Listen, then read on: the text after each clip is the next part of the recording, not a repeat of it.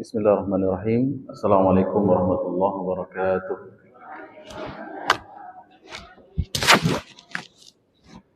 Alhamdulillah. Alhamdulillah rabbil alamin. Wa bihi nasta'inu ala umuri dunya waddin. Wassalatu wassalamu wa afdalu taslim ala asyrafil anbiya'i wal mursalin nabiyina wa habibina wa maulana Muhammadin wa ala alihi wa ashabihi wa man ihtada bihadihi wa sanna bi sunnatihi ila yaumiddin. Subhanaka la ilma lana illa ma 'allamtana innaka antal alimul hakim. Allahumma alimna ma yanfa'una wanfa'na bima 'allamtana wa zidna ilman ya rabbal alamin. Amma ba'd.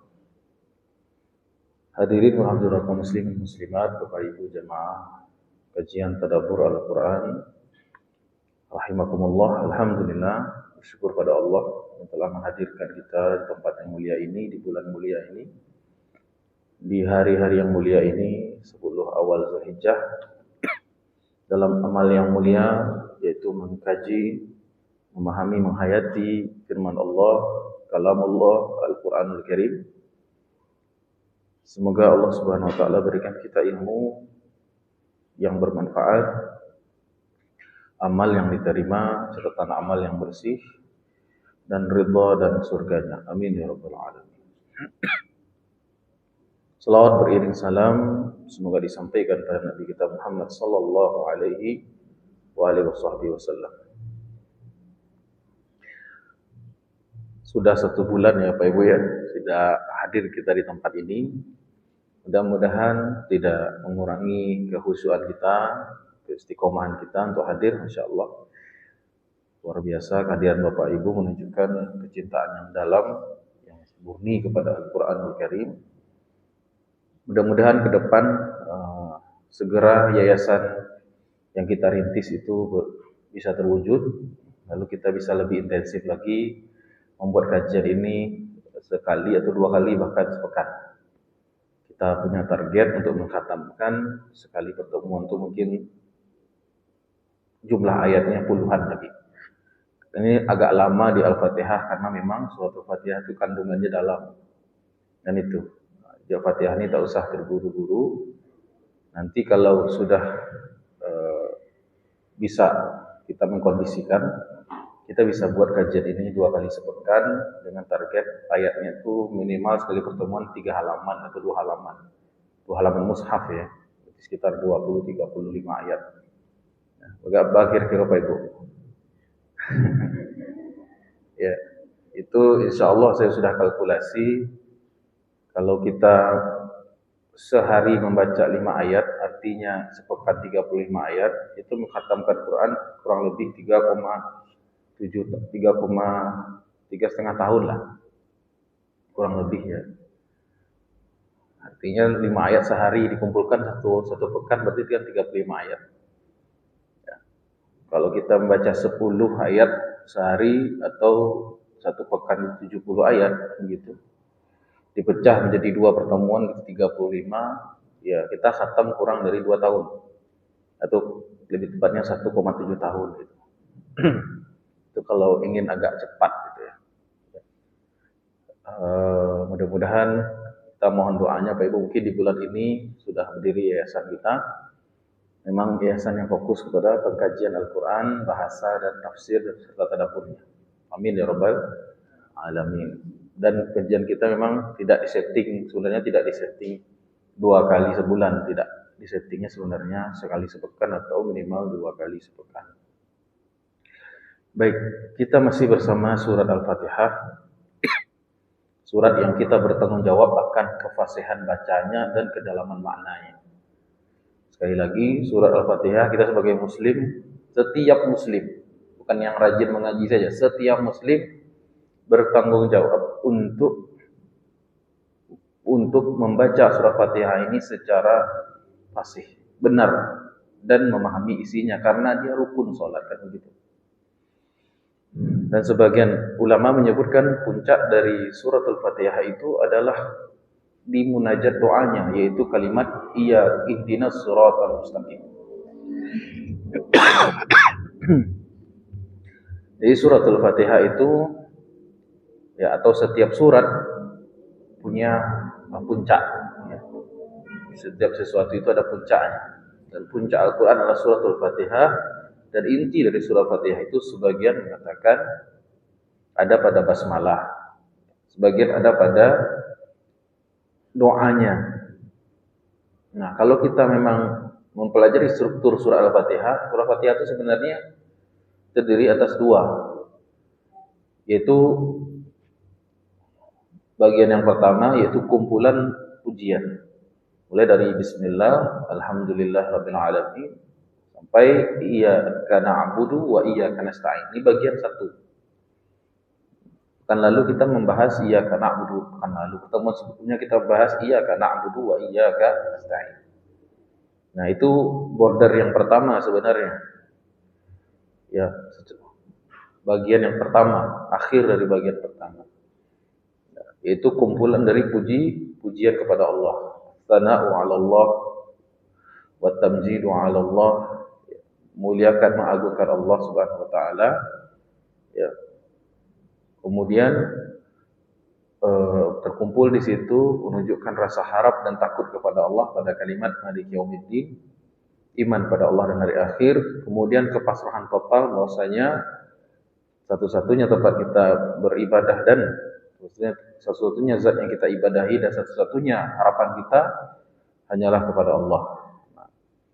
Maka sekali lagi, maka kata Imam Ibnu Asyur ini seperti ladang yang subur, ladang yang siap panen. Ya. Tinggal kita finishingnya. Apa itu finishingnya? Doa lagi. Jadi pamungkas dari surah Fatihah itu setelah disiapkan lahan ubudiyahnya, yaitu Bismillah dengan nama Allah. Kemudian mengenal Allah dan memujinya dengan tahmid, Alhamdulillah. Pengakuan bahwasanya dia Rabb, Tuhan semesta alam, Rabbil Alamin. Dan harapan yang tinggi dengan kalimat Rahmat Rahim, Ar-Rahman Ar-Rahim. Serta membawa sifat khauf, takut akan kemuliaan dan kedudukannya, dan iman padanya dan hari akhir, Maliki Yaumiddin, pertanggungjawaban diri kita. Kemudian kepasrahan total, tidak ada tempat berlari, tempat sembunyi kecuali kepada Allah. Iyyaka na'budu wa iyyaka nasta'in. Kata Imam Ibnu Asyur, ini persiapan yang matang untuk menyiapkan satu munajat kita. Apa itu? Ihdinas siratal mustaqim. Ya. Jadi kata Imam Ibnu Asyur, saya bacakan teksnya. Qala Ibnu Asyur rahimahullah ta'ala, tahayya'a li ashabi hazihil munajah an yas'au ila talabi khuzuzihim asy-syarifah minal hidayati ba'da an hamidullaha wa wasafuhu bisifatil jalalati summa atba'u dzalika biqaulihi iyyaka na'budu wa iyyaka nasta'in wa huwa wasitatun jami'un tamhidullah wa baina izharil ubudiyah. Jadi sebelum kita mengatakan meminta satu hajat kepada Allah, yaitu ihdina as-siratal mustaqim, artinya kan kita minta hidayah itu. Sedangkan hidayah itu adalah hal yang paling berharga yang bisa Allah berikan kepada seorang hamba. Hal yang paling berharga yang dibutuhkan seorang hamba, dan hal yang paling besar yang Allah berikan, anugerah terbesar bagi hamba-hambanya. Buktinya orang-orang yang disebutkan siapa yang mendapatkan jalan itu, ya para kekasihnya, minan nabiyyin wasiddiqin wasyuhada'i wassalihin. Sebelum kita meminta itu, permintaan yang teramat besar ini, maka dia harus ada persiapan. Kalau orang Minang nyebutnya balih kato. Ya, di alas kata-katanya gitu. Disiapkan mukadimahnya, pendahuluannya. Apa itu pendahuluannya? Yaitu tadi. Mulai dari basmalah sampai iyyaka na'budu wa iyyaka nasta'in. Apa makna ihdi? Ihdi ini dalam ilmu bahasa Arab termasuk kategori fi'il amr. Lebih tepatnya bukan fi'il amr, fi'il tolab sebenarnya. Karena kita tidak memilih memerintah. Nah, kalau kita memerintah baru dikatakan fi'il amr. Ihdi maknanya kita meminta, bukan menyuruh Allah. Itu beda antara menyuruh amr dengan amaran kalau bahasa Melayu. Itu beda menyuruh dengan memohon. Apa bedanya? Apa beda menyuruh dengan memohon Pak itu? Kita nyuruh anak makan misalnya, kita nyuruh anak cuci baju misalnya. Atau memohon kita. Memohon atau menyuruh Pak Ibu? Menyuruh. Kenapa? Kita berada di level lebih tinggi. Anak di bawah, kan begitu. Nah, jadi kalau levelnya di atas, kemudian yang berhadapan dengan yang di bawah, maka itu disebut dengan amar, perintah. Dan itu lazim, harus dikerjakan. Jadi semua perintah Allah itu amar kepada kita, karena Allah Rabbul Alamin. Sedangkan yang di bawah, anak menyuruh orang tua belikan sepatu atau meminta dibelikan sepatu. Meminta. Nah, kenapa? Karena anak di bawah, orang tua di atas. Nah, apa bedanya lagi? Kalau amar hukumnya lazim, kalau meminta hukumnya tidak lazim. Artinya kalau orang tua menyuruh harus dilaksanakan. Presiden bertitah harus dilaksanakan. Tapi tergantung juga presidennya siapa. Kemudian Pak Gubernur menyuruh, ya kerjakan gitu misalnya. Bos di perusahaan ngasih job gitu kan, pekerjaan dikerjakan. Sifatnya lazim, mengikat, beban. Namun kalau yang di bawah ke atas namanya itu permintaan permohonan. Bahasa kitanya doa. Di doa itu adalah permohonan dan sifatnya tidak lazim. Sifatnya tidak lazim. Namun Allah Subhanahu wa taala Maha Karim. Allah menyuruh kita bahkan meminta. Kenapa? Allah punya ketidakterbatasan khazanah. Dan Allah suka apabila diminta. Nah, makanya Allah mengatakan ud'uni astajib lakum. Mintalah kepadaku, akan kabulkan. Qul apa ayat itu? Qala rabbukum ud'uni astajib lakum. Ya. Wallazina apa? Wallazina yastakbiruna an ibadati sayuzawna ila jahannam dakhiri. Justru kata Allah, doa padaku akan kukabulkan, dan orang-orang yang menyombongkan diri dalam beribadah, maksudnya tidak mau berdoa, ya, akan kulemparkan di neraka jahanam dalam keadaan hina dina. Jadi kalau konteksnya hamba kepada Allah, ya, kita berdoa kepada Allah itu konteksnya dalam rangka perintah Allah juga, dalam rangka menjalankan perintah Allah Subhanahu wa taala. Batinnya kita berharap bahwasanya satu-satunya yang bisa mengabulkan ya Allah Subhanahu wa taala. Iyyaka na'budu wa iyyaka nasta'in ihdinas shiratal mustaqim. Jadi ihdi maknanya di situ bukan kata kerja perintah. Sekali lagi ya, kalau secara nahwu benar dia fi'il amr secara nahwu. Tapi secara akidah kita tidak memerintah Allah siap wawa gitu kan. Kita hanya bisa bermohon.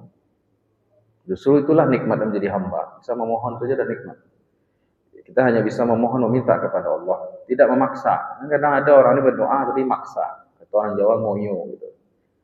Ya, siapa kita? Ya Allah kabulkan doa saya, kalau tidak dikabulkan, awas ya Allah, masa ngacam Allah. Lucu ya. Ya kita ini hanya pengabulan.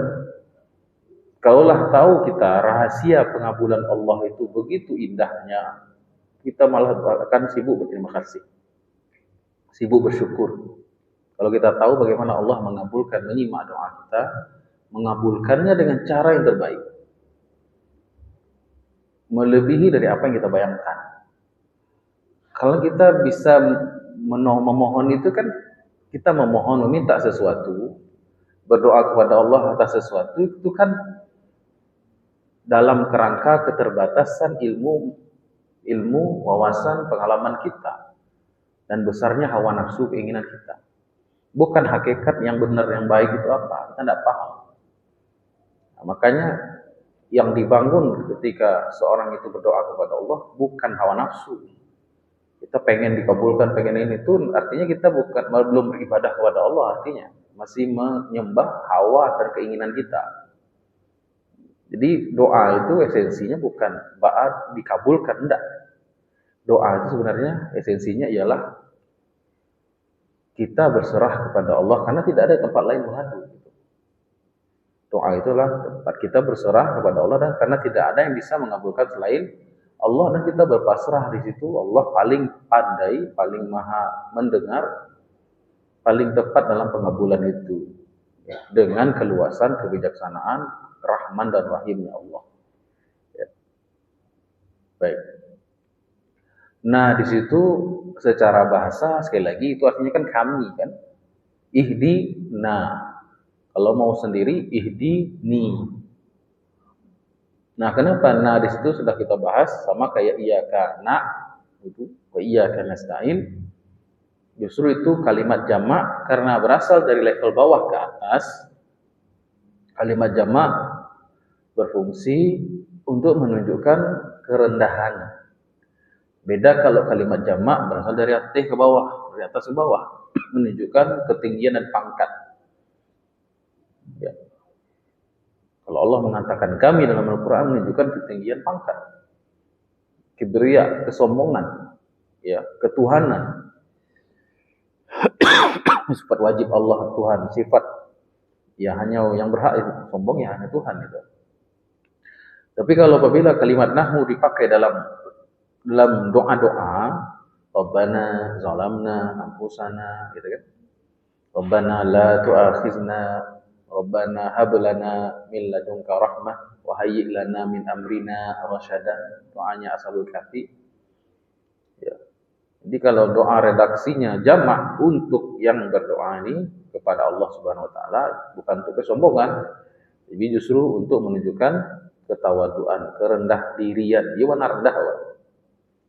Ya.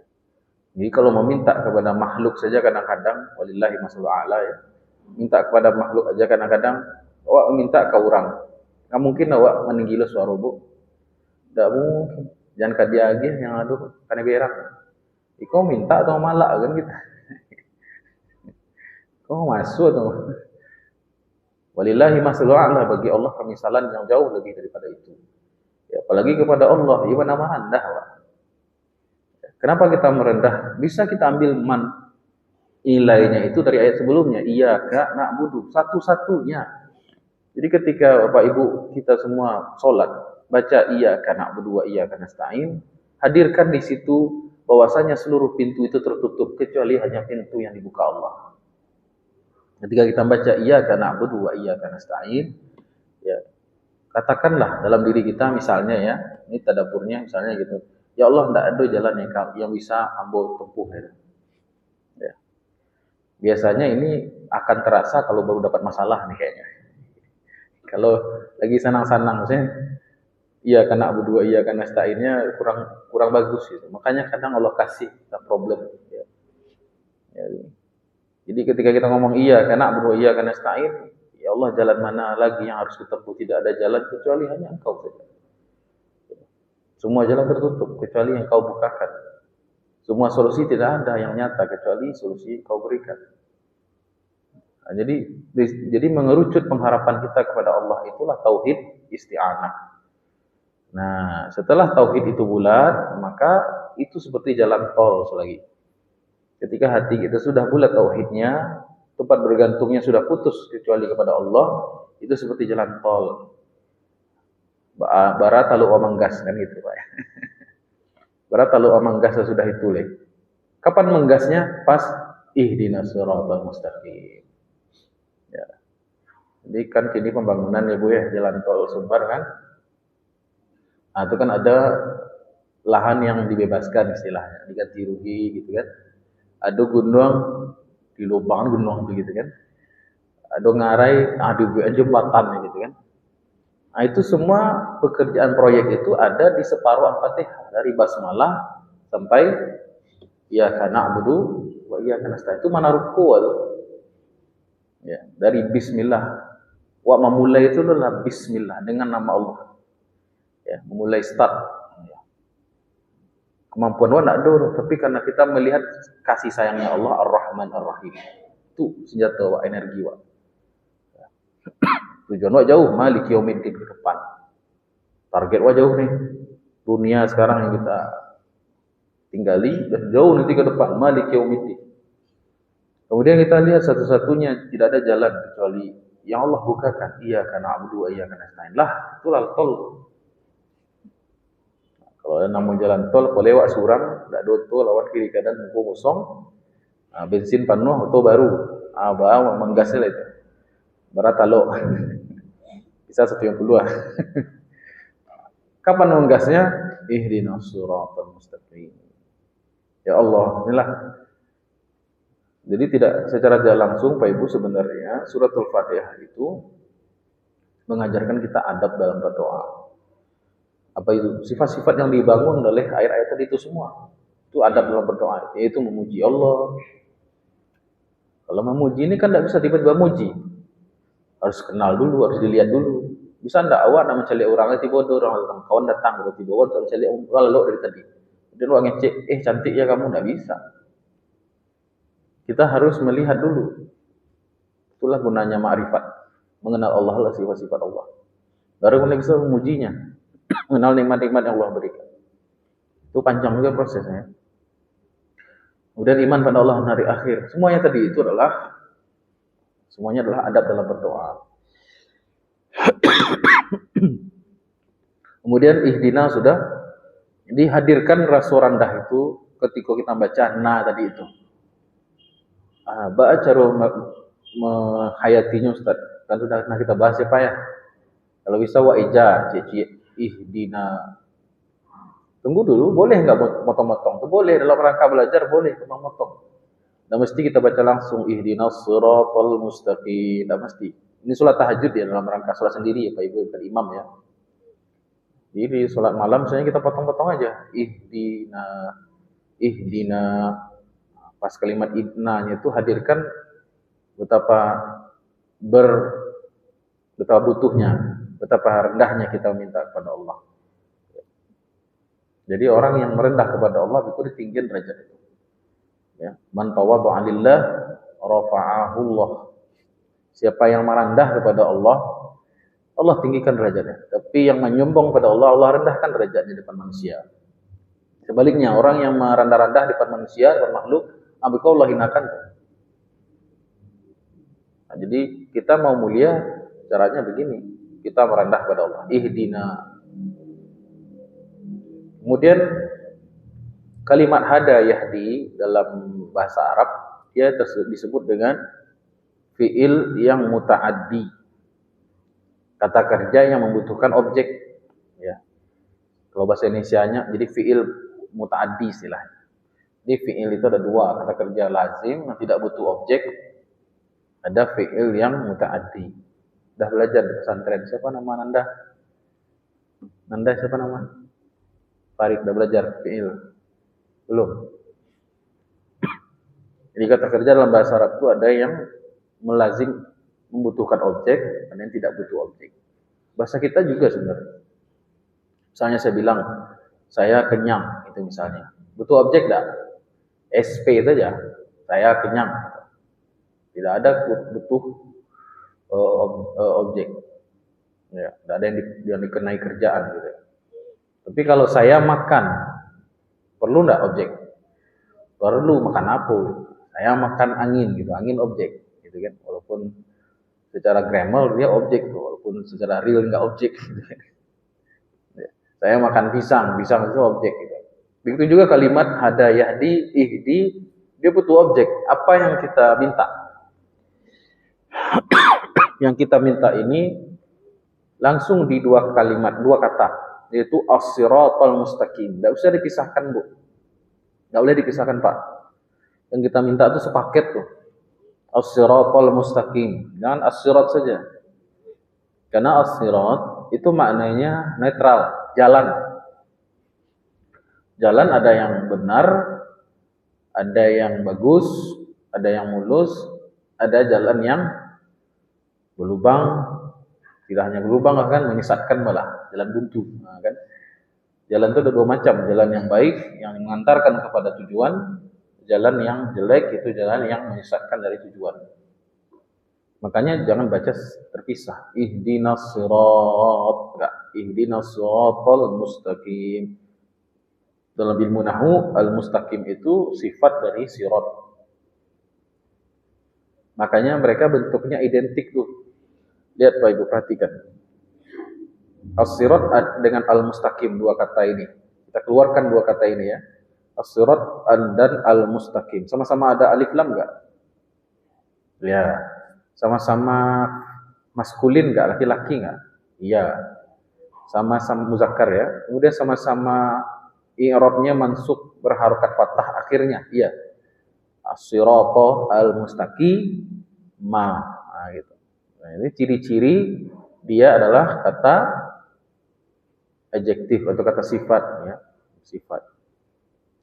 Jadi jangan ihdinas sirat saja. Sirat jalan artinya jalan yang netral. Ya. Apa itu al-mustaqim?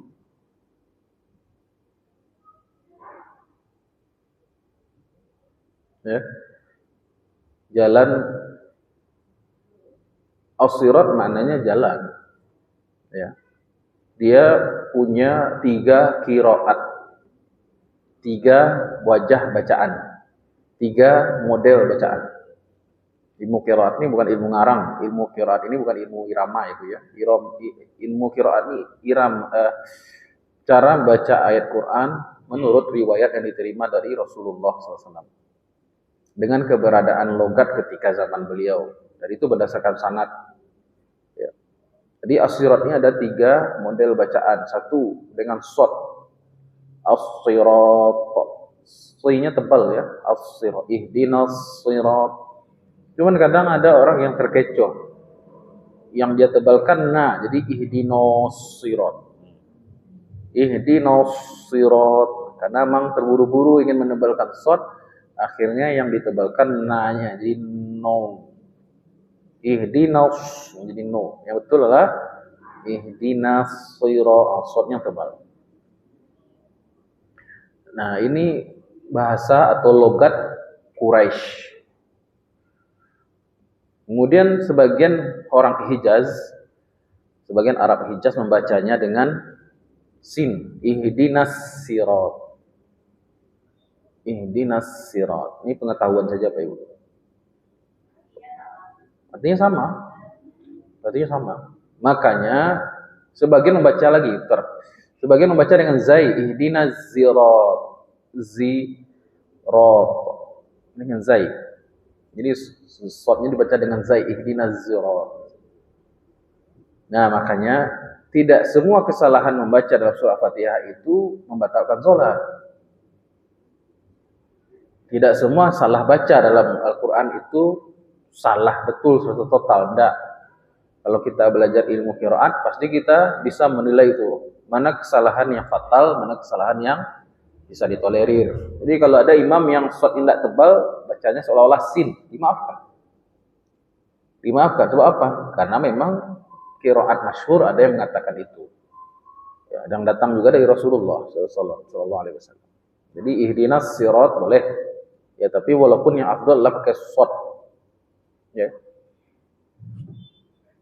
Terus kenapa Al-Qur'an Walaupun qiraatnya itu ada yang pakai sin, kenapa dalam Al-Quran tertulisnya pakai shad, kan begitu? Maka dijawab oleh Imam Ibnu Ashur, karena sahabat itu ketika mendapati perbedaan cara baca di kalangan sahabat, maka para penulis wahyu yang disuruh untuk menuliskan Al-Quran, yang membukukan Quran itu, mereka menuliskan Quran bukan berdasarkan perbedaan pendapat, tapi mereka mengembalikan kepada logatnya Quraisy. Nah, di sini kelihatan pada huruf sirat, kelihatan peran dan wibawa keutamaan orang Quraisy. Li'ilafi Quraisyin ilafihim rihlatas syita'i was-shaif falyabudu rabb hadzal bait, seterusnya. Karena nabi kita muasalnya adalah dari suku klan Quraisy. Dari klan Quraisy Bani Hashim. Jadi semua ikhtilaf, semua perbedaan pendapat di dalam membaca Al-Quran dalam sisi ilmu qiraat itu pasti mengalah dengan bahasa Quraisy. Jadi kita membacanya apa? Ihdinas shirat, ya shad, yang ditulis pun pakai shad, tidak ada sin di situ. Baik. Kemudian al-mustaqim maknanya adalah yang tidak belok, yang lurus. Kalau terjemah standarnya jalan yang lurus tidak belok. Sebenarnya al-mustaqim maknanya ialah jalan yang menghantarkan. Jalan yang menghantarkan kepada tujuan. Ya. Meskipun dia belok kiri, belok kanan, ya. Yang jelas ini jalan yang menghantarkan. Baik. Kepada tujuan. Apa tujuan kita? Mardhatillah, ridho Allah, surganya Allah, kan tujuan itu, endingnya itu. Maka kita memerlukan petunjuk hidayah dari Allah, yaitu jalan yang seperti apa. Nah, jalan yang disebutkan dalam surah Fatihah, berapa kata sirat dalam surah Fatihah, Bu? Pak? Berapa jumlah kata sirat dalam Al-Quran, dalam surah Fatihah? 2 ya. Surat yang pertama pada ayat 6 yaitu ihdinas siratal mustaqim, kemudian surat yang kedua pada ayat yang ke-7 pangkalnya siratal ladzina an'amta. Padahal Al-Fatihah itu kan ibaratkan kesimpulan atau saripati Quran kan, umul kitab kan, induk Quran kan. Ya. Yang namanya saripati, yang namanya induk melazimkan efektivitas. Dan efektivitas itu mengharamkan yang namanya repetition, pengulangan. Lah kok ini diulang?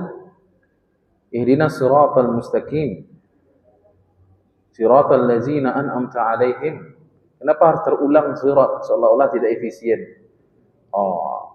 Karena kata ahli tafsir menunjukkan pentingnya sirat, jalan, wasilah. Ridho Allah penting enggak? Penting dari ridho Allah. Oh, itu yang terpenting. Tapi ada yang lebih penting dari ridho Allah. Apa itu? Jalan menuju ridho Allah. Wang kita minta surga, wa ingin surga, tapi enggak ingin menempuh jalannya. Baca ridho. Itu kadang otak nama itu. Maka pentingnya jalan, metode dalam menempuh suatu tujuan. Maka terulang 2 kali. Mirip dengan kasus yang ada di surat Al-Asr. Wal 'asr innal insana lafi khusr illa allazina amanu wa 'amilus shalihat. Masing-masing iman bukan sekali loh. Amanu sekali. Wa 'amilus shalihat sekali juga kan? Kecuali mereka yang beriman sekali. Beramal soleh wa 'amilus shalihat sekali. Tapi tawasau berapa kali? 2 kali. Tawasau bil haqqi wa tawasau bis sabr. Bahkan enggak wa tawasau bil haqqi wa sabri langsung. Padahal ini kan ayat pendek. Kata Imam Syafi'i ini saripati nasihat. Seandainya Allah tidak menurunkan surat Al-Asr, cukup sebagai nasihat. Yang namanya saripati melazimkan efektivitas. Sedangkan aktivitas itu mengharamkan namanya pengulangan. Dan namun terjadi pengulangan di satu kata, yaitu tawasau. Menunjukkan apa Pak Ibu? Tidak ada iman, tidak ada amal soleh kecuali awak berani memberikan kebaikan dan menerima kebaikan.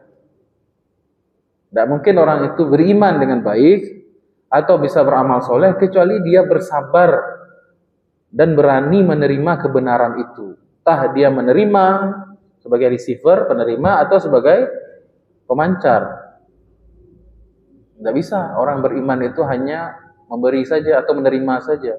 Karena tawasau kan tafa'al, saling. Kadang kita memberi, kadang kita menerima. Nah, begitu juga kata sirat. Sirat, sebenarnya sirat yang membuat jalan itu mahal apa sebenarnya? Karena tujuannya. Membuat sebuah jalan itu berarti bukan jalannya itu. Tetapi karena jalan ini menghantarkan kepada tujuan. Yang membahagiakan itu bukan naik pesawat, naik busnya, tetapi tujuan awak ke pulang kampung misalnya. Ya. Makanya kata Majnun Laila, bukan Laila Majnun ya. Majnun Laila, namanya Qais, pemuda yang tergila-gila dengan Laila. Ya. Yang banyak jadi inspirasi tokoh-tokoh sufistik ya. Cintanya kepada Laila itu luar biasa. Katanya sangat cantik sekali. Si Qais ini gagah juga, dia orang kaya, tapi setelah mabuk cinta dia lupa dengan dirinya. Ya. Apa katanya? Saya menyentuh dan menciumi dinding kota. Bukan dinding karena dinding ini yang bukan zat dinding ini yang kucintai, tetapi yang tinggal di kota yang mana dinding ini ada. Paham enggak, Pak? Paham, Bu? Dia senang menciumi dinding-dinding di kota itu. Terus ditanya, kenapa kau ciumi dinding-dinding ini? Saya bukan mencintai dinding ini, tapi karena dinding ini bagian dari kota di mana kekasihku tinggal. Ya Allah. Bu. Akhirnya, ini cerita lain pula. Ini Majnun Laila itu ceritakan ya. Intinya begitu ya Bu ya. Bukan secara zat sirat itu yang kita berharga, enggak, karena tujuannya. Tujuan besar menjadikan segala wasilahnya menjadi besar, kan begitu. Tujuan yang rendah menjadikan semua wasilahnya juga rendah. Baik. Nah, itu pentingnya memilih metode dibandingkan tujuan. Tujuan bagus, tapi metodologi lebih penting. Belajar itu penting, tapi metode belajar lebih penting. Cita-cita luar biasa. Pengen masuk surga, Firdaus lagi, gitu kan? Tanpa hisab lagi. Tapi amal jelek, pemalas beribadah, ya gimana caranya? Nah itu, makanya kata ulama yang modal terbesar menuju ridho Allah itu adalah keinginan besar dalam hati kita, iradah. Kalau seorang punya iradah kuat, keinginan kuat, insyaallah. Makanya orang yang menempuh jalan Allah itu disebut dengan murid. Murid. Dari kata iradah, arada yuridu, murid. Murid itu orang yang memiliki keinginan. Kalau bahasa Inggris, student, gitu kan? Atau pupils. Kurang bagus sebenarnya secara filosofis ya.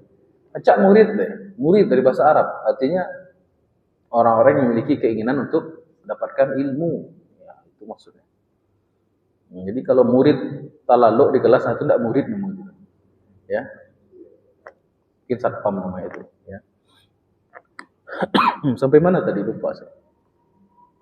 Oh, ihdinas siratal mustaqim. Jadi al-mustaqim bukan jalan yang lurus dalam pengertian harfiah ya. Gimana lurus gitu mah bisa. Nah, ibu pulang lewat siko setelah lurus siko. Tidak bisa. Pastilah turun tangga nanti kan. Mobil nanti belok kanan belok kiri. Namun itu jalan yang benar menurut Google Map. Kenapa? Karena sampai kan begitu. Jadi mustaqim jalan yang menyampaikan dan tidak membuang dan tidak sia-sia. Kadang ada juga jalan tujuannya mungkin awal bagus, tapi di tengah jalan tergoda kanan. Terus nyelurui coba kanan. Nyelurui kiri serong. Atau masuk jurang. Masih di jalan yang sama tapi masuk Jurang kiri kanan benda nampak. Ya. Jadi persoalannya itu adalah jalan yang menyampaikan. Namun jalan yang menyampaikan itu tidak mudah. Memerlukan pengorbanan, memerlukan usaha. Maka kita minta kepada Allah untuk diberikan kekuatan. Ya. Dari mana tahu tidak mudah itu Ustaz? Kata ulama balaghah. Bagaimana ulama balaghah, ulama sastra Arab mengkaji ayat ihdinas siratal mustaqim itu? Yaitu dari karakteristik huruf pada kata jalan, yaitu as-sirat. Apa hurufnya itu? Sod, Ra, To. Semuanya adalah huruf-huruf tebal, huruf-huruf berat. Apa huruf paling tebal dan paling berat dalam bahasa Arab? Isti'la. Huruf apa yang paling isti'la? To. Kemudian Ra dan Sad. Semuanya ini memerlukan energi. Nah, kalau untuk lahirnya anak manusia ke dunia, kata Allah, summas sabila yassara. Sabil maknanya jalan juga kan. Tapi karena konteksnya Allah memudahkan kelahiran anak manusia, yassarahu, Allah menggunakan kata jalan dengan kata istilah sabil.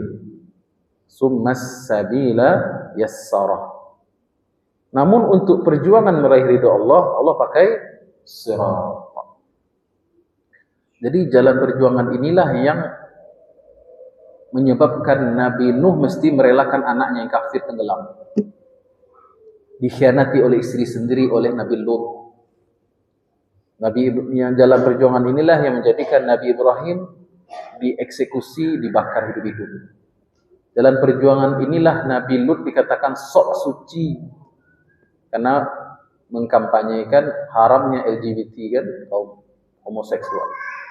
Jalan perjuangan inilah yang menyebabkan Nabi Zakaria digergaji. Jalan perjuangan inilah Nabi Yahya dieksekusi penggal ke lehernya. Jalan perjuangan inilah Nabi Isa dikejar-kejar diburu. Jalan perjuangan inilah Nabi Yunus dimakan oleh ikan besar. Begitu seterusnya. Jalan perjuangan inilah Nabi Musa diuji kelakuan kaumnya Bani Israel yang mada luar biasa. Siratal ladzina an'amta alaihim, itu para nabi dan rasul itu. Jadi siapa itu sebenarnya logis Ibu ya. Tidak ada di dunia ini orang pengen dapat yang gadang tapi usaha minimal ada tuh. Tidak ada rumusnya itu. Kecuali tidak ada orang yang pengen kaya tapi malas-malas nak tuh. Hatta bahkan orang kafir pun paham itu. Orang tidak perlu Islam pun paham kaidah itu. Namanya orang mau sukses ya harus berusaha. Tidak ada sukses itu bagi orang malih-malih begitu. Ada orang baru lahir langsung jadi dokter. Tidak, mesti sekolah dia. Harus selesai SMA dia. Langsung jadi dokter? Oh belum lagi.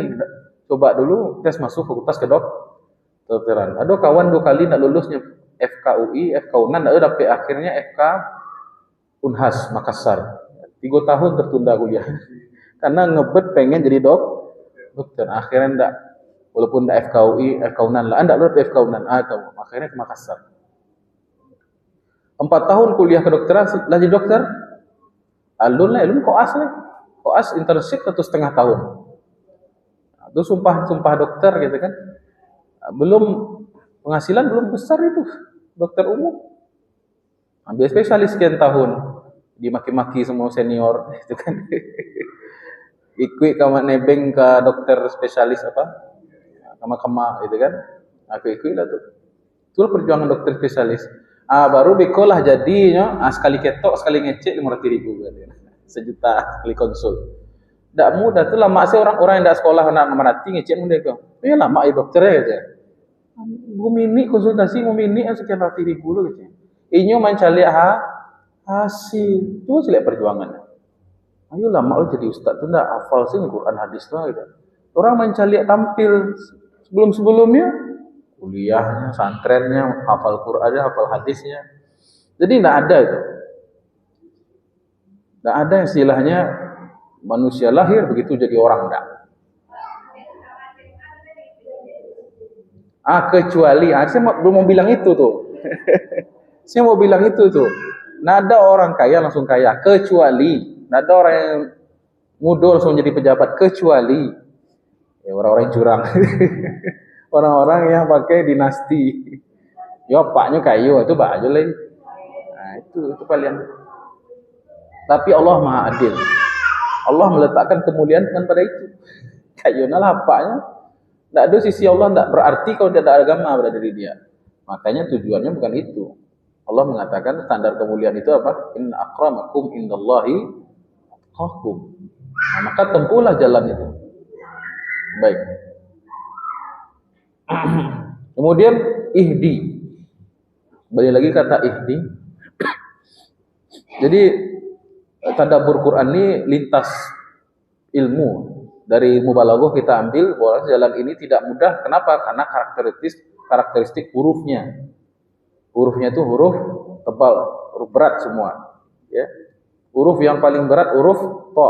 Huruf paling ringan apa Ibu? Pernah saya bahas. Lupa lagi Ibu. Apalagi Bundo. Pernah saya bahas ayat tentang durhaka pada orang tua itu. Wala taqul lahuma uffa. Huruf yang paling ringan itu huruf fa, hampir tidak ada usaha, hampir tidak ada effort. Untuk bicara tentang kata-kata pada orang tua, Allah pakai fa. Fala taqul lahuma uff. Kalau fa saya tidak boleh, kalau to, barra, huruf yang lain. Kiasnya begitu. Nah, kalau untuk perjuangan as-sirat. Ya. Mengaji ku bare ndak, Bu? Subhana datang ku bare ama, Abu akui. Jangankan ibu ambo pun bare kadang-kadang. Dia sebagai ustaz gitu kan. Tapi setelah mengaji anehnya enak gitu, tenang gitu. Nah, itulah jalan hidayah. Biar hina pi rasul. Itu tuh karakteristik ibadah memang seperti itu. Awalnya berat tapi setelah ditempuh sambil meminta pertolongan pada Allah, ya Allah beri kekuatan saya. Bismillahirrahmanirrahim. Wallahi la haula wala quwwata illa billah, dijalankan tenang. Tapi kalau dosa sebaliknya, Bu. Kalau dosa sebaliknya, awalnya tuh kayak enak aja. Tapi setelah itu bare. Nah, itu masalahnya. Ya. Baik. Kata Imam Ibnu Asyur ketika membahas kata ihdina, artinya kita tolabul hidayah, meminta hidayah.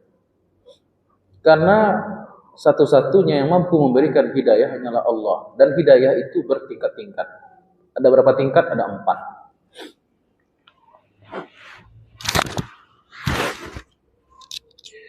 Hidayah atau petunjuk Allah itu ada 4 tingkatan. Yang pertama, tingkatan paling rendah. Dan ini diberikan ke seluruh makhluk. Yaitu hidayah insting. Hidayah insting. Saya bahasanya insting aja lah, karena bahasanya itu ribet, bahasa Arabnya. Yaitu kemampuan alami, bukan alami ya, kemampuan ilahiyah yang Allah berikan secara natural kepada makhluk hidup. Dengan insting itulah ibu singo yang bareknya puluhan kilo itu, ibunya singo, ibunya harimau, tidak ada mainja anak itu gitu. Bisa nyumagaan menggigit leher anaknya. Padahal kekuatan gigit singa itu 650 PSI. Itu wawayo itu putih lagi yang tulang patah itu. 650 PSI. Tapi untuk anaknya, bayinya, kok bisa seperti gantungan baju saja gitu. Bisanya menggigit bahagaan gitu. Itu hidayah tuh. Itu hidayah tuh. Hidayah paling rendah tapi. Ya.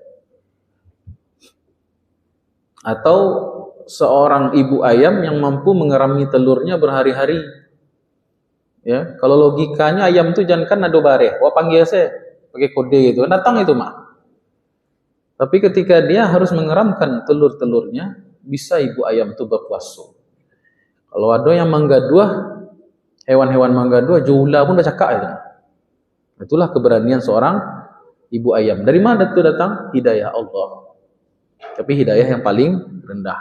Begitu juga bayi yang baru lahir, kemudian dia menangis, mengekspresikan rasa haus dan laparnya, lalu dia bisa mencium, mengetahui detak jantung ibunya dan mencium bau ASI.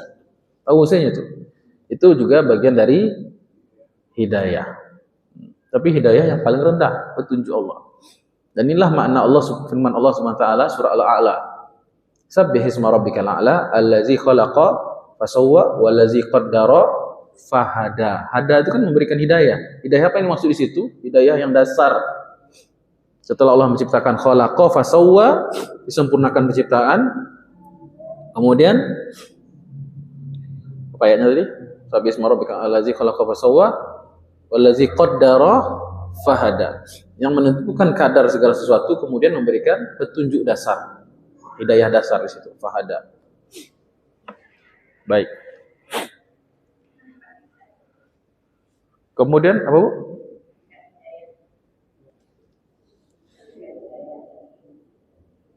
Tingkat hidayah, iya. Iya, masih bahas itu. Enggak lupa saya, Bu. Iya.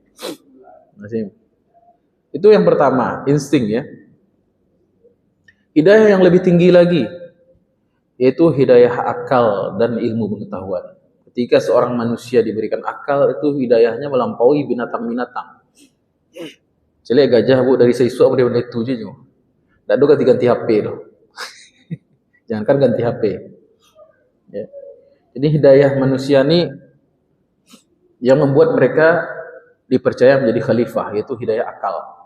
Sehingga mampu mengelola bumi dengan ilmu pengetahuan.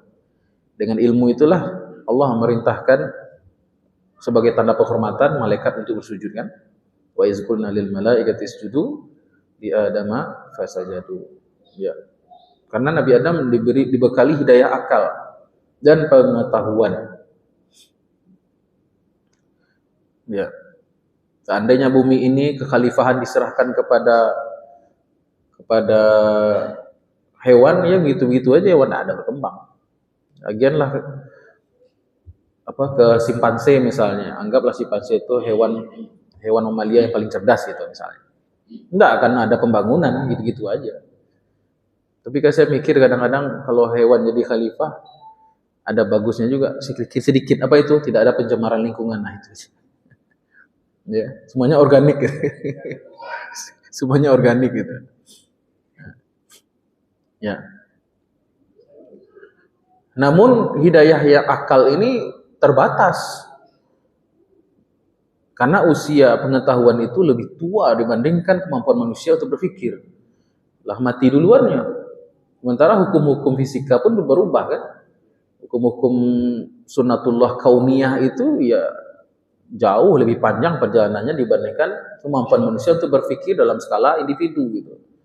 Makanya penelitian itu bersambung-sambung terus. Makanya itu tidak mutlak menghantarkan kepada ridho Allah, menghantarkan kepada hakikat. Jadi akal pun atau indera atau ilmu pengetahuan itu bukan hal yang mutlak menghantarkan kepada hakikat. Dia boleh membantu ya, tapi tidak mutlak.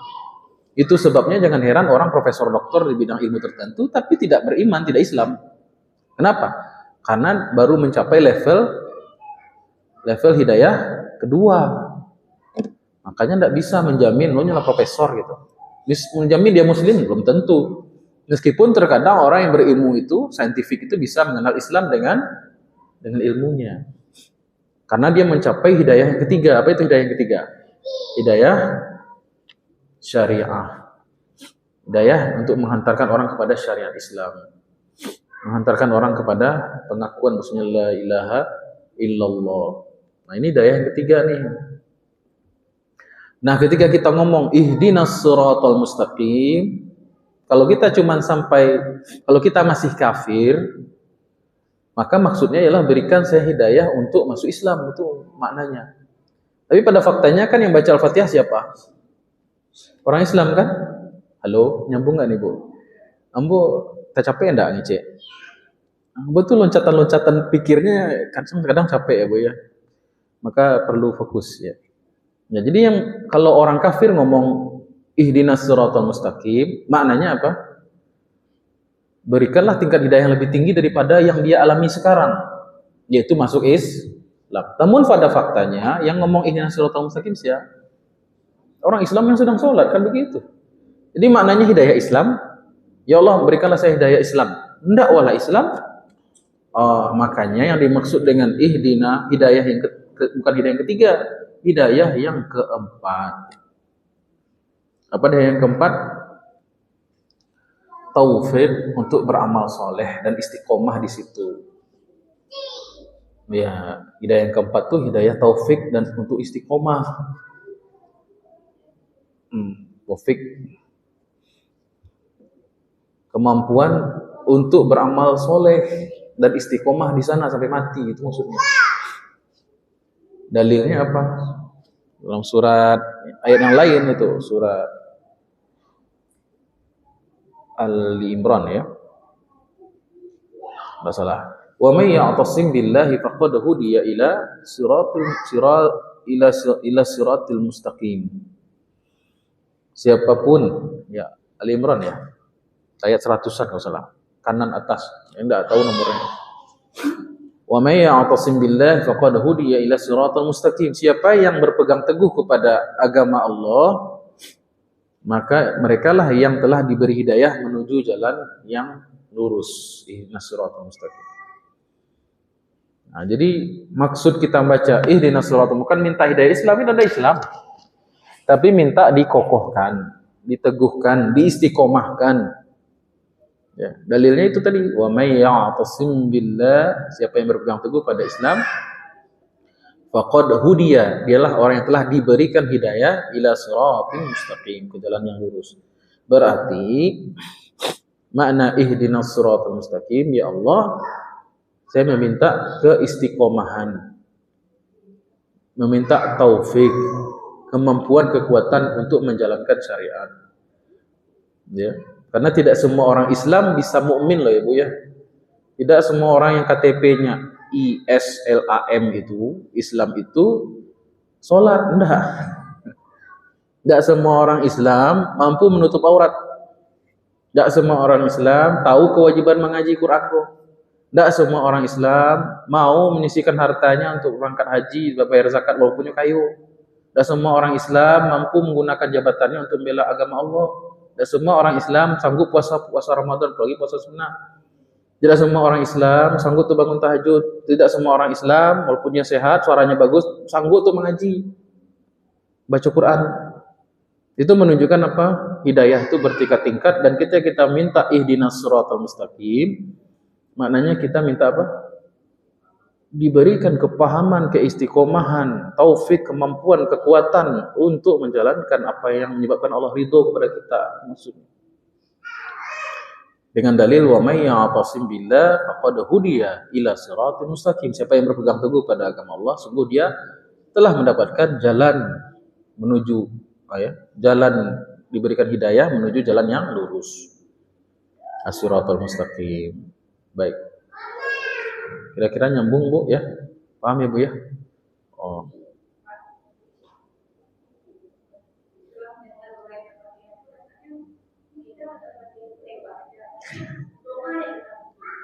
Iya.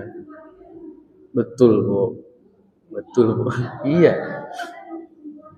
Iya, betul. Saya pun menyadari itu. Berarti selama ini kita meminta sesuatu yang besar, tapi kita nggak paham, begitu. Lalai sebenarnya. Itu kategori lalai juga. Apalagi nggak pernah mengaji sama sekali, Bu. Sedih sekali keadaannya. Ya, dan itu berarti bagus mengajinya. Kalau kita merasa kurang, wah ada yang berarti itu bagus. Itulah guna kita hadir majelis ta'lim ini. Baik. Itu hidayah yang keempat. Sebenarnya ada satu tingkatan lagi yang tertinggi. Mau saya sampaikan, saya ragu nih. Sampaikan nggak, Ibu? Nah, hidayah yang kelima ini jarang dibahas dan tidak diberikan kecuali orang-orang yang sangat khusus. Yang kelima nih, sebenarnya 4 saja, cuman yang kelima ini ada. Cuman karena Imam Ibnu Ashur menyampaikannya, saya berani menyampaikan. Ada referensinya gitu. Apa kata Imam Ibnu Ashur? Hidayah yang tertinggi itu adalah kashful haqa'iq al-uliya. Penyingkapan yang Allah berikan kepada seorang hamba sehingga dia mengetahui hakikat-hakikat yang luhur. Nah, bahasa sosial tinggi, bingung. Dia mengetahui hakikat-hakikat yang luhur, nilai-nilai yang tinggi. Dan inilah mata batin yang hidup. Inilah pancaran nur yang Allah berikan kepada hati seorang hamba sehingga dia memiliki ketajaman pandangan. Pandangan itu bukan hanya pandangan fisik lagi, bukan hanya pandangan kognitif otak, tapi qalbunya hidup. Makanya Nabi mengatakan ittaqu firasatal mu'min fa innahu yanzuru bi nurillah. Waspadai oleh kamu pandangan seorang muslim mukmin yang benar imannya karena dia memandang dengan cipratan cahaya Allah dalam hatinya. Nah, ini orang yang memiliki qalbun atau qalbu yang bersih, hati yang bersih. Tingkat ibadahnya sudah luar biasa, ya. Jadi tingkatan hidayah yang paling tinggi itulah kasyful haqaiq al-ulia. Dia bisa mengungkap hakikat-hakikat yang luhur, kebanyakan orang tidak tahu gitu. Ini ilmu yang mungkin tidak diketahui oleh Nabi Musa sebelum bertemu dengan Nabiullah Khidir. Nabi Musa kan mengklaim dirinya paling berilmu waktu itu. Diriwayatkan dalam beberapa hadis ya. Nabi Musa menjelaskan maklumat tentang agama ini kepada Bani Israel sampai ada seorang yang bertanya, "Ya Musa, adakah orang yang paling berilmu di bumi ini selain engkau? Adakah orang yang lebih berilmu dibandingkan engkau di muka bumi ini?" Apa kata Nabi Musa? Tidak ada. Nah, di situ Allah tegur. Fa'ataballah, bahasanya ataba. Ataba itu artinya menegur. Allah menegur Musa. "Hai Musa, kamu salah. Bukan kamu orang yang paling berilmu." Karena apa? Wa kullu zi ilmin fawqa kullu zi ilmin alim. Wa fawqa kulli zi ilmin alim. Dan setiap orang yang berilmu pasti ada yang lebih berilmu lagi. Temui hambaku, ya, namanya Khidir. Ya. Di situ Nabi Khidir kan disebutkan kisahnya ada dalam surah Al-Kahfi ya Bu ya. Nabi Khidir melakukan perkara-perkara yang tidak sampai, yang membunuh anak kecil, yang membangun ulang menembok rumah yang hampir roboh, gitu ya. Membocorkan kapal, yang merusak kapal, merusak kapal, bocor itu tenggelam mereka, merusak kapal. Nabi Musa kebingungan tuh, maksudnya apa ilatnya ini, apa sebabnya ini, apa alasannya apa ini? Akhirnya di ujung perjalanan baru mereka berpisah lalu ceritakan sebab-sebab semuanya. Oh, bismillah. Jadi pengetahuan kita terkadang bagi Allah yang izinkan bagi seorang untuk mengetahui hakikat-hakikat tertentu itu nampak. Ini bukan tahayul Bu ya. Ada yang mengatakan ini ini benar. Ada sebagian hamba Allah yang Allah berikan pengetahuan yang tidak diberikan kepada hamba yang lain. Ada. Ya. Sebagaimana doa Nabi SAW ya, dalam doa Asmaul Husna itu, Allahumma inni as'aluka bi kulli ismin huwa lak samaita bihi nafsak aw anzaltahu fi kitabik aw 'allamtahu ahadan min khalqik. Ya Allah, saya memohon kepada Engkau dengan menyebut namamu yang kamu turunkan di kitab yang ada di sisi gaibmu dan nama yang tidak kami ketahui kecuali kepada hamba yang Kau ajarkan kepadanya. Berarti kan ada ilmu-ilmu tertentu, hakikat-hakikat tertentu, kebenaran hak yang tidak diketahui kecuali segelintir orang yang istimewa. Dan itu amanah berat itu Bapak Ibu sebenarnya itu. Itulah yang diemban oleh para nabi dan rasul, ilmu-ilmu hakikat itu. Ya. Orang-orang yang illa man irtada min rusul. Orang-orang yang Allah ridhoi untuk mengetahui perkara gaib dari kalangan para rasul atau orang-orang pilihan. Nah, ini jarang. Makanya tingkatan 5 ini tidak usah dibahas. Bukan tidak usah sih, jarang untuk dibahas, digali gitu kan. Apa tingkatan yang kelima tadi Pak Ibu? Kasyful haqaiq al-auliya wa izhari asraril ma'ani. Dan kemampuan untuk menzahirkan rahasia-rahasia makna. Ini tidak semua orang bisa. Orang-orang yang mencapai level tertentu. Nah, kita diberikan hidayah yang keempat saja udah Masya Allah itu.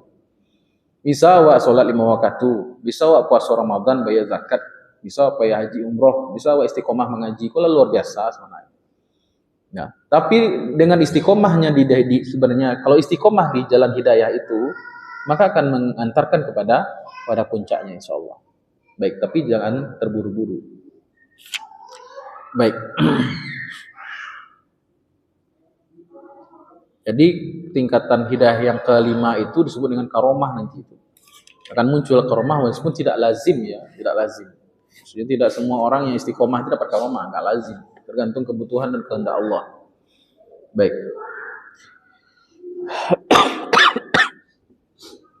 Ada pertanyaan sampai sini Pak Ibu?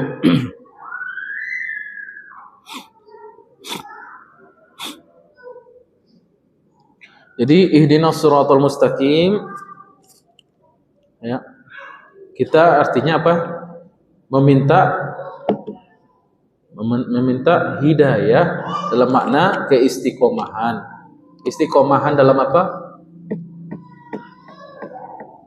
Dalam 4 hal. Ya, meminta keistiqomahan, keteguhan dalam 4 hal. 1, dalam melaksanakan perintah Allah. Ya Allah, tolong saya bisa bangun malam, tolong saya bisa baca Quran, tolong saya bisa mengkhatamkan Quran tahun ini sekian kali. Ya Allah, pokoknya semua perintah Allah kita minta. Dan salah satu yang diajarkan Nabi adalah ba'da salat fardu, Allahumma a'inni ala zikrika wa syukrika wa husni ibadatik. Ya Allah, tolonglah aku, berikanlah aku isti'anah, hidayah, taufik untuk berzikir. Jadi zikir itu perlu taufik dari Allah. Kalau tidak dikasih taufik, Allah lupa sama Allah. Kemudian yang kedua, diberi kemampuan untuk syukrika, untuk bersyukur. Jadi untuk bisa bersyukur perlu taufik hidayah dari Allah. Kalau tidak, kufur sama nikmat. Yang ketiga, wa husni ibadatik, ya, untuk memperbagus, meningkatkan kualitas ibadahku. Artinya ibadah itu perlu dievaluasi sebenarnya itu. Tidak budget perusahaan saja yang perlu dievaluasi, diaudit. Tidak. Ibadah juga perlu dievaluasi. Apakah umur 60 tahun sama ibadah kita dengan 50 tahun dulu, umur 40 misalnya. Harus ada peningkatan nih Pak Ibu. Makanya untuk meningkatkan itu kita perlu doa, ihdinas siratal mustaqim. Setelah sholat, Allahumma inni ala dzikrika wa syukrika wa husni ibadatik. Hafalkan Pak Ibu? Itu hadisnya itu disampaikan dengan penuh cinta itu oleh Nabi SAW kepada murid yang masih muda, yaitu Muaz bin Jabal. Ya Muaz, inni la uhibbuka. Ya wahai Muaz, aku sayang sekali sama kamu. La tad'anna. Jangan sekali kamu tinggalkan. Ya kulla dubura kulli salatin. Setiap kali kamu selesai melaksanakan salat fardu, antaqula, kamu mengatakan Allahumma a'inni ala zikrika wa syukrika wa husni ibadatik. Baik. Kemudian yang kedua yang kita mohon kepada Allah itu meninggalkan yang haram. Baik transaksi haram, baik makanan haram, pekerjaan yang haram, pergaulan yang haram, tanah yang haram, semua yang haram. Semua yang dilarang Allah. Intinya semua yang dilarang Allah. Makanya ada doa lagi diajarkan oleh Nabi SAW. Allahumma kfina bihalalika an haramik wa aghnina bifadlika amman siwak. Hafal kamu doanya Pak? Jadi hidayah yang kedua untuk meninggalkan apa yang Allah larang. Hidayah yang ketiga untuk bersabar dalam ketetapan Allah, dalam takdir Allah. Nah, ini berat juga. Kadang ada orang ibadahnya rajin, tapi kalau kanainya musibah, boleh seuzon sama Allah tinggi loh. Oh, iku manfaat saya sholat selama ini Allah. Kanainya jadi masalah qadar, qada wal qadar. Nah, maka perlu untuk bisa bersabar dalam musibah perlu taufik. Yang keempat, diberikan taufik hidayah dalam pilihan-pilihan hidup kita. Dalam pilihan-pilihan hidup kita. Ya, pilihan pasangan mungkin bagi yang mau menikah, pilihan pekerjaan mungkin, pilihan lingkungan tempat tinggal mungkin, ya. Pokoknya pilihan-pilihan hidup. Ya, pilihan presiden mungkin. Ya. Iya, bos, serius ini menentukan itu. Ya, Anda rasakanlah keberlanjutan. Pilihan guru ngaji bisa juga. Ya Bu ya. Ya Allah, berikan saya guru ngaji yang membimbing saya gitu. Itu benar-benar Bu. Dulu saya bingung tuh ngaji itu dari mana, ya Allah mulainya. Saya otodidak nih gitu. Enggak ngerti nih. Ada pernah saya dengar Ustadz, kalau kita bingung nggak dapat guru yang membimbing kita, baca sholawat pada Nabi. Saya amalin aja baca sholawat sambil minta, ya Allah kasih guru. Dikasih guru, ya bagus. Alhamdulillah, itu orang tua saya saksinya tuh, guru-guru saya tuh Masya Allah. Yang masih hidup ya, guru-guru yang Allah kirimkan buat saya ngaji dulu tuh Bu, itu Masya Allah sekali, tanya orang tua saya tuh. Lembut ibadahnya tuh Masya Allah. Jangan lihat saya Bu ya, saya ini murid yang gagal mungkin. Guru-guru saya tuh Masya Allah, guru-guru saya hebat gitu. Kalau dibandingkan kalau ngelihat saya mungkin ibu langsung jomplang gitu. Ini muridnya kayak gini Ustaz gitu. Ini Gurunya seperti itu. Tuh mama saya tahu persis tuh guru-guru saya. Nah, jadi apapun pilihan hidup lah gitu, pasangan, ya nama anak misalnya juga, nama cucu, gitu kan, pekerjaan, kita perlu hidayah dari Allah. Ihdinas sirat, pilih jalan, ya, pilih jalan. Jangan sampai kita sebagian orang yang, waduh, puluhan tahun di bisnis, di pekerjaan yang haram, atau dia nggak haram tapi menyibukkan dia dari mengingat Allah. Katakanlah lain, banyak kisah nyata yang seperti itu tuh. S1, S2, S3-nya bidang agama, kan seharusnya jadi ustadz tuh. Ternyata tawarannya jadi pegawai umum gitu, bekerja di mana gitu, di pemerintah, di BUMN, dimanapun. Yang itu dikerjakan ternyata tidak menghantarkan pada ketenangan. Akhirnya diberi cobaan, diberi sakit. Ya, minta sama Allah, ya Allah, nanti kalau saya sembuh, ingin kembali ke habitat semula, ya, kepada ilmu yang dulu dipelajari, ya, kembali dari situ. Jadi pilihan-pilihan hidup ini penting kita mintakan pada Allah dalam sholat kita. Ihdinas shiratal mustaqim. Salah satunya. Jadi ada berapa tadi Pak Ibu? Ada 4 ya. Taufik hidayah dalam apa? Yang pertama dalam menjalankan perintah Allah, perintah Rasul. Yang kedua, kemampuan kita untuk meninggalkan yang haram. Karena nggak semua orang yang taat itu ternyata yang haram-haram disikat juga. Ya. Ada orang yang makanannya halal tapi nggak mampu bikin taat. Nah itu juga ada. Lihatlah, Bu, perhatikan semua taufik hidayah itu semua orang jarang yang dapatkan 4 itu. Ya, dia bisa melaksanakan perintah Allah, oke. Saya sholat sih, sholat, tapi mabuk, bisa ditinggalkan Ustaz. Gitu. Pacaran nih masih jalan terus nih, gitu kan? Tapi sholat puasa ada, gitu. Berarti dia kehilangan taufik yang nomor 2. Ya. Atau dia melaksanakan perintah Allah, taat orangnya, tapi ketika dapat masalah, musibah, wah, meti-meti sama Allah kan gitu. Ya, gelisah, dia takut, dia khawatir, suuzon sama Allah. Berarti dia kehilangan taufik yang nomor 3. Tidak sabar dalam qada dan qadarnya Allah. Yang keempat, salah pilih. Ya. Maka ini sebenarnya rahasia Allah ya sebenarnya. Apa maksudnya masalah pilihan-pilihan ini, tapi tetap kita berusaha berikhtiar jalan hidup yang kita tempuh itu yang benar apa. Persoalan apapun, ya. Termasuk juga milih guru, minta sama Allah. Pernah enggak Bapak Ibu doa?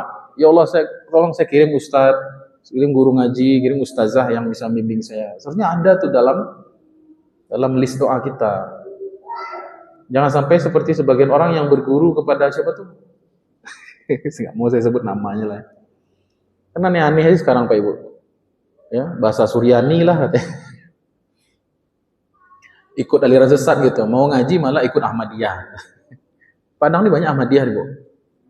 Nah, pengen ngaji malah bukan akidah Ahlussunnah wal Jamaah, malah ke yang lain-lain. Syiah, Qadariyah, liberalisme, ya, pengajian-pengajian yang tidak ada sanadnya, tidak ada kejelasan ilmunya, tidak ada guru-gurunya.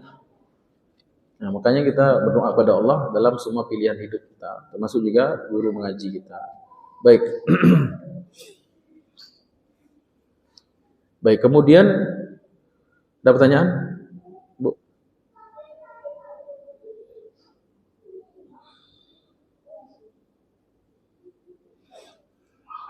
Ya, silakan.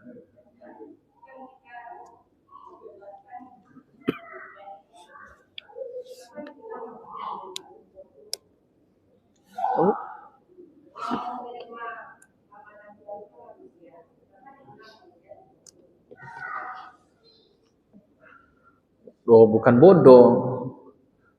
Apa ayatnya itu? Jahula ya bahasa ayat itu. Jahul itu bentuk hiperbol dari jahil. Jahul artinya kalau jahil itu tidak ada ilmunya. Jahil itu bukan orang bodoh, terjemahannya kurang pas itu. Orang jahil bukan orang yang iseng, bukan orang yang nakal. Orang yang jahil itu orang yang tidak ada ilmu. Tidak ada ilmu ini bukan tercela, belum tentu tercela. Ada jahil yang memang dia belum ada kesempatan untuk ilmu. Bayi yang baru lahir itu jahil namanya itu. Jalan SD lah, belum beraja lah, itu jahil. Jahil itu istilah itu, jahula. Ya, lupa saya ayatnya. Yang penting kata-katanya itu jahula. Jadi manusia dikatakan jahil memang. Kita lahir ke dunia kan jahil. Ada yang bisa langsung nulis baca tulis lahir? Nggak ada. Kita belum tahu apa-apa kan Pak ya. Manusia itu tidak ada pengalaman sebelumnya, tidak ada ilmu sebelumnya, tetapi menerima mandat khalifah. Begitu. Bukan bodoh, enggak. Kita tuh belum ada pengalaman di situ. Ya, belum tahu ke depan tuh gimana. Makanya kita meminta kepada Allah pertolongan, kan begitu. Untuk dibimbing dalam melaksanakan tugas kekhalifahan itu. Itu maksudnya. Supaya kita alim gitu. Bukan bermakna bodoh. Itu terjemahan aja salah tuh. Ya, itu masalahnya kalau kita baca dari terjemahan. Kalau kita buka tafsir baru paham tuh. Jadi jahula maknanya jahil, bukan berarti jelek juga. Jahil itu ada jahil yang memang secara natural belum bisa berilmu gitu. Ya. Ada lagi namanya istilahnya jahil murakkab, jahil kuadrat. Ya. Itu orang yang bodoh di saat dia mampu untuk menambah ilmu gitu. Dan dia tidak tahu dia bodoh. Nah, ini baru jahil yang jelek. Gitu. Baik.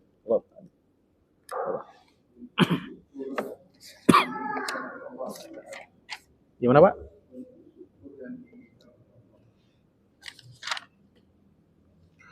Bentuk syukur yang diinginkan Allah.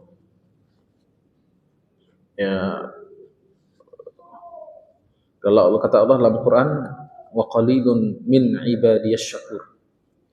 Sedikit ya, sedikit sekali dari kalangan hambaku itu yang benar-benar bersyukur. Nah, kalau bersyukur saja namanya syakir. Kalau benar-benar bersyukur namanya syakur. Sama kayak tadi itu, jahil, jahul, gitu kan. Ghafir, ghafur. Nah, itu kan bentuk-bentuk hiperbol. Kata Allah, sedikit dari hambaku yang benar-benar bersyukur. Ya. Karena syukur itu lengkap sebenarnya. Syukur lisan dengan baca alhamdulillah. Syukur qalbu dengan menginsafi bahwasanya ini pemberian Allah. Tadi ini yang terbaik yang Allah berikan. Jadi syukur qalbu itu dia bukan hanya mengenal yang apa yang diberikan, tapi dia mengenal siapa yang beri itu. Kemudian syukur yang tingkatan yang tertinggi adalah syukur jawarih, syukur secara perbuatan. Ya. Ini ngecek alhamdulillah, yo, hatinya mengenal nikmat itu yo, tapi tidak mau taat sama Allah. Itu namanya tidak bersyukur. Nah, syukur yang diinginkan ya syukur yang lengkap begitu.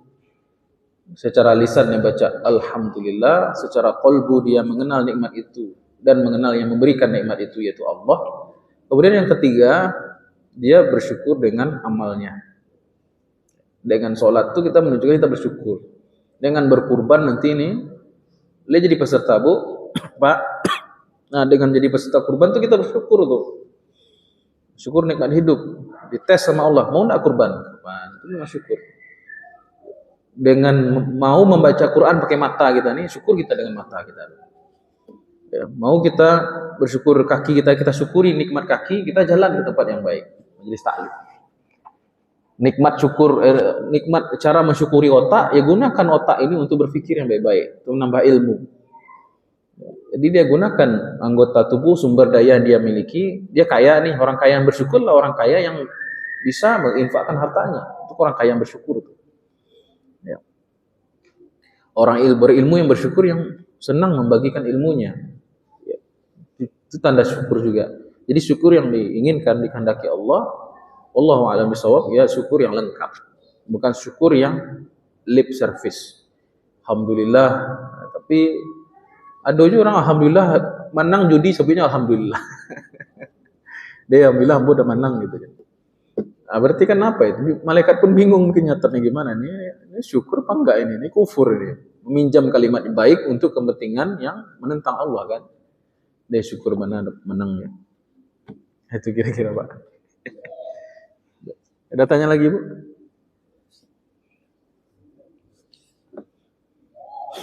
Saya kira cukup Bu ya. Ada pertanyaan mengenai kurban?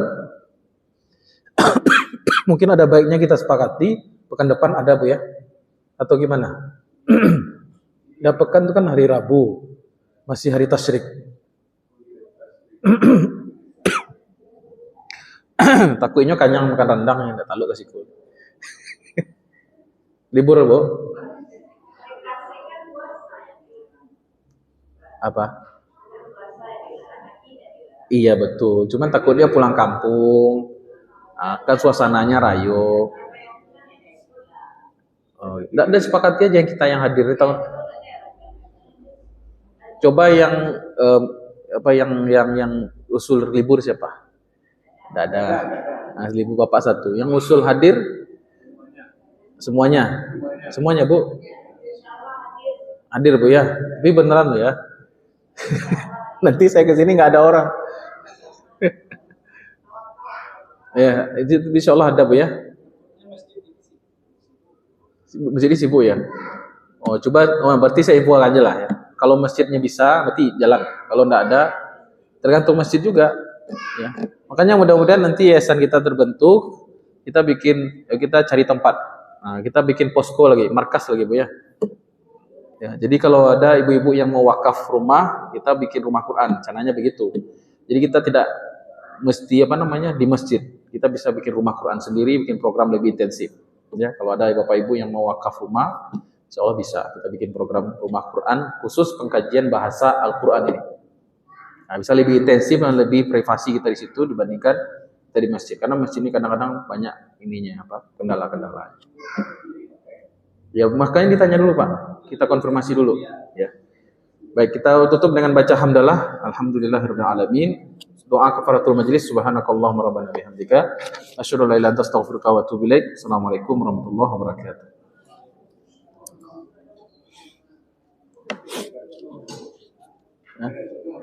Alun ya. Siratal mustaqim ya.